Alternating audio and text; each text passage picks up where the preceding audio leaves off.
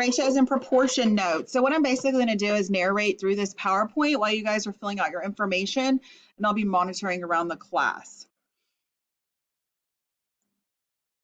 Are ratios and proportions the same thing? Think about this scenario. You have a classroom of 32 students and 18 are girls. How many boys do you have?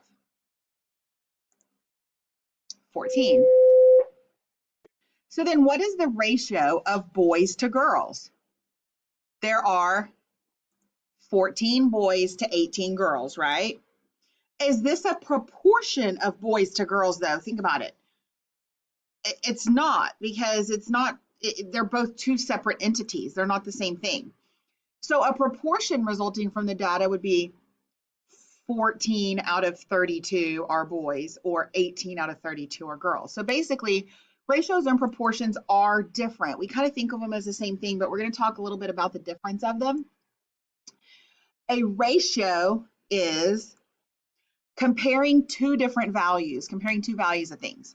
There are 3 blue squares to 1 yellow square. What are we talking about here? Ratio says how much of one thing there is compared to another thing. A proportion is 2 equal ratios. So it's taking those ratios and making them equal. So 1 yellow out of 3 is equal to 2 yellows out of 6.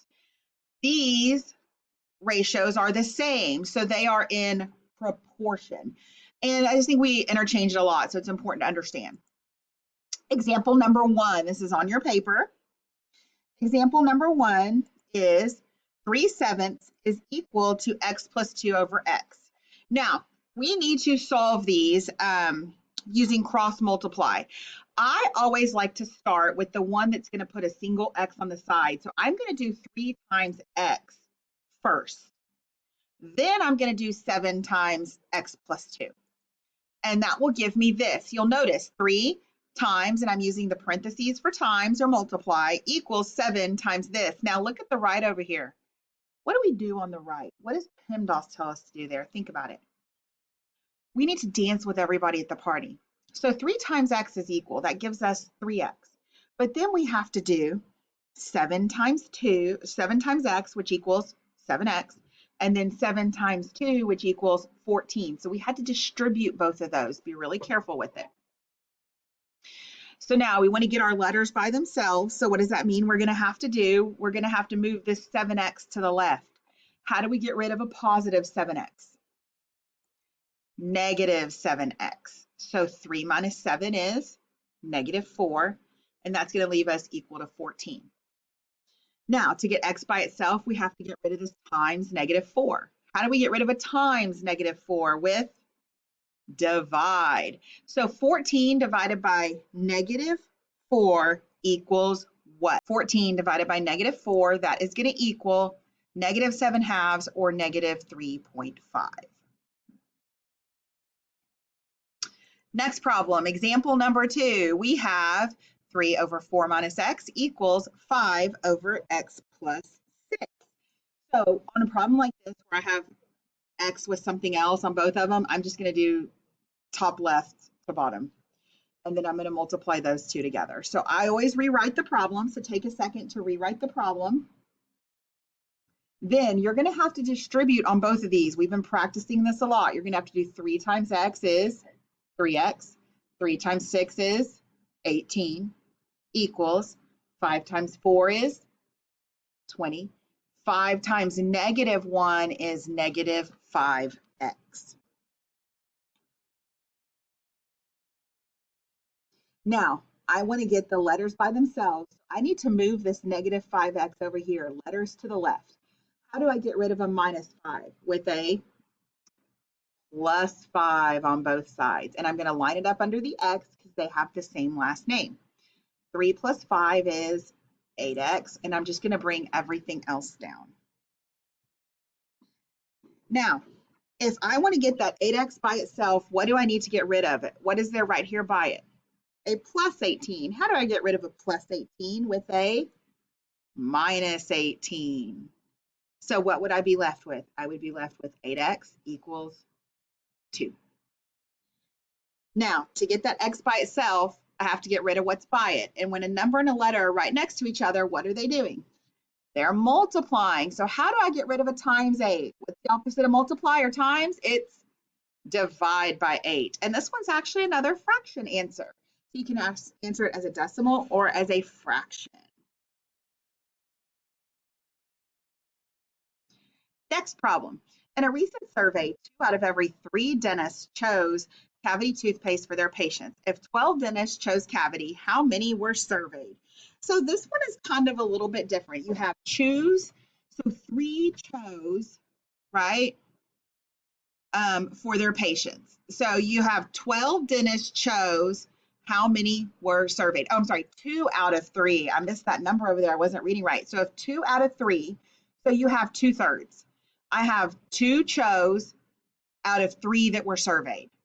And that's going to be equal to what over, we know if 12 chose, so 12 is going to go on top because you have to keep chose on top over x, and that's what we're solving for. You can use any variable you want.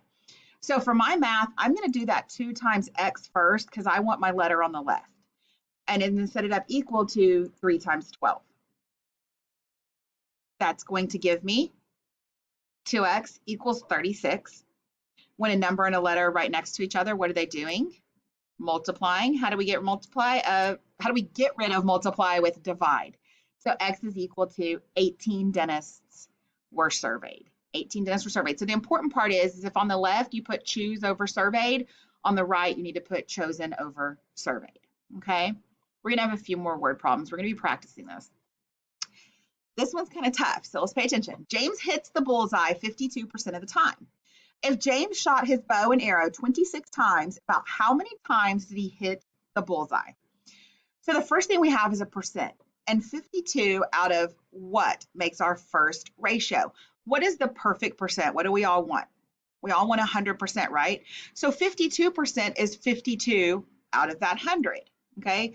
So 52% is the number of bullseyes out of the number of shots that he makes. He gets 52 out of 100 if it's 52% of the time. So we're going to set this one equal up, and it says he shot his bow 26 times. So the shots is on the bottom, so you're going to set it up with x over 26. This is a really weird one, but when you have those percentages, it's always going to be the amount over 100, okay? So how many bullseyes out of 26 shots? For the math on this one, I'm going to do 100 times x first because I want that letter on the left. And then I'm going to do the 52 times the 26. That's going to equal 100x equals 1,352. If y'all see any mistakes, please tell me. Now to get x by itself, I have to get rid of this times 100. How do we get rid of times 100? With divide. So I actually get x equals 13.52. Now let me ask you, can we have 13.52 bullseyes? Guys, we can't. But since it's 52% of the time, it's not always 52%. This answer could actually be appropriate if we put 13 or 14 bullseyes. I'm never going to give you an answer option or multiple choice. It's going to have both of those. All right. But it could be 13 or we could round up to 14 because we don't have the whole 100 hits. Okay. Last example. Mr. Barrett, a realtor, received a 5% commission on a house. If his commission was $7,200, what was the selling price of the house? So we have another percent.